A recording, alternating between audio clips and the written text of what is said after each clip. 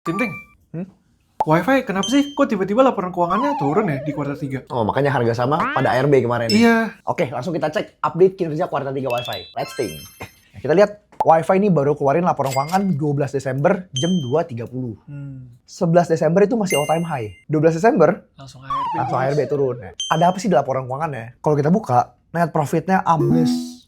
Turun 100 miliar. Kuartal 2 145 miliar, kuartal 3 cuma 30 miliar. Nggak nyampe setengah itu. Nggak nyampe setengah, boro-boro setengah. Hilangnya 100 miliar. Tapi, apakah ini jelek? Belum tentu dong harusnya. Nah, sebagai investor kita harus cek dulu, apa sih yang terjadi? Kan angka ini kan hanya laporan, tapi cerita di balik laporannya harus kita ngerti. Kalau kita lihat omsetnya, sebenarnya omsetnya tuh tumbuh hampir double. Jadi omsetnya naik banyak, cuman net profitnya turun. Artinya, pasti ada biaya yang bengkak. Apa tuh kira-kira? Nah, coba kita langsung buka laporan keuangannya ya. Ada nggak nih biaya yang tiba-tiba bengkak? GA mungkin naik ya, beban general admin. Tapi kan omset juga naik, sebenarnya mungkin nggak terlalu signifikan. Nah, pertama-tama kalau kita lihat, ada biaya keuangan nih. Ini yang naik signifikan. Kalau kita lihat isinya ada apa? Mereka kan baru aja nerbitin obligasi beberapa triliun. Mereka udah mulai bayar bunganya, tapi obligasinya itu belum dipakai. Makanya kalau kita lihat jumlah cash mereka, cashnya tuh lagi gede banget, ada 5,7 triliun. Nah, pertanyaannya, mereka udah ambil cash 5,7 triliun, udah bayar bunga, masa cashnya diinepin doang? Terus kira-kira buat apa tuh cash? Nah, itu kita nggak tahu. Kita harus follow lebih lanjut. Poin pertama berarti kinerjanya turun karena udah bayar beban bunga. Kemudian,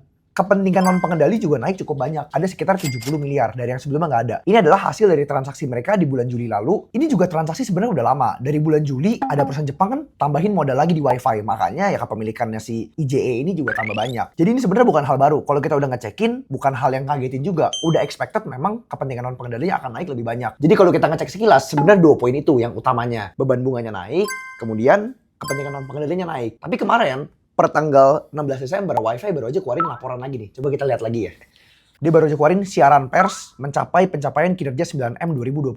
Karena kita orang Indonesia, kita coba lihat yang Indonesia aja. Oke. Di sini tuh sebenarnya dijelasin jauh lebih lengkap sama manajemennya. Pendapatan naik kenapa, laba bersihnya turun kenapa, apa yang terjadi. Penurunan tajam disebabkan oleh masuknya pemegang saham baru yang tadi IJE sekitar 70 miliar bla bla bla. Laba bersihnya juga turun karena kenaikan biaya keuangan. Jadi secara keseluruhan memang perseroan saat ini dalam berada fase ekspansi yang padat modal. Makanya memang bisa dibilang keuangan mereka lagi agak cukup tight dalam jangka waktu pendek. Oke, terus kalau misalnya ke depannya kira-kira gimana nih? Nah, kalau ke depannya coba deh menurut kalian gimana? Tentu kita nggak akan jawab di sini. What do you think? Coba tulis di kolom komen.